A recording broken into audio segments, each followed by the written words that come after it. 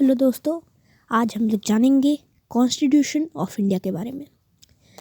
तो constitution of India जो है भारत 1947, आपको याद होगा 15 अगस्त 1947 को भारत आज़ाद हो गया।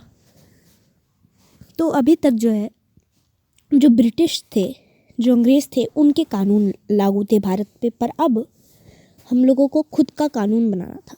तो इसके लिए एक कॉन्स्टिट्यूएंट असेंबली बनाई गई और कॉन्स्टिट्यूएंट असेंबली में भारत के विभिन्न राज्यों से बहुत लोग आए और उन लोग को इलेक्ट किया गया। और वो एक फील्ड के भी नहीं थे, कुछ पॉलिटिशियंस थे, कुछ प्लेयर्स थे, कुछ साइंटिस्ट थे, अलग अलग पार्टियों के अलग अलग लोग। इस कॉन्स्टिट्यूएंट असेंबली में बहुत सारे लोग थे।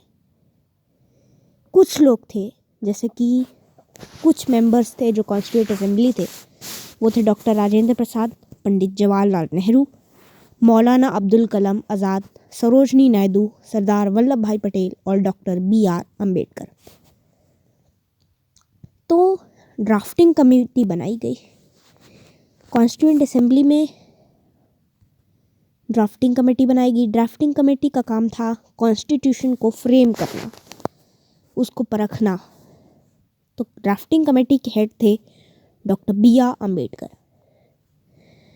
फिर 26 जनवरी 1949 को जो हम लोग कॉन्स्टिट्यूएंट डे हम लोग मनाते हैं, कॉन्स्टिट्यूशन डे, उस दिन जो है हम लोग का कॉन्स्टिट्यूशन मेंबर्स, जो कॉन्स्टिट्यूएंट असेंबली के मेंबर्स थे, उन्होंने अप्रूव कर दिया था।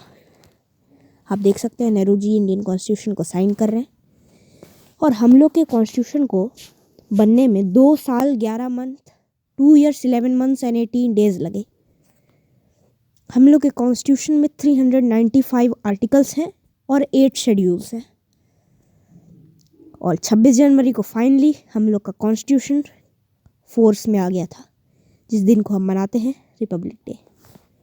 दोस्तों, ये थी एक short intro constitution of India के बारे में। अगर आपको और इन्फॉर्मेशन जानी है तो इस वीडियो को लाइक करिए, ताकि मैं समझ जाऊँ कि आप लोगों को कॉन्स्टिट्यूशन ऑफ इंडिया के बारे में और जानना है। Thank you.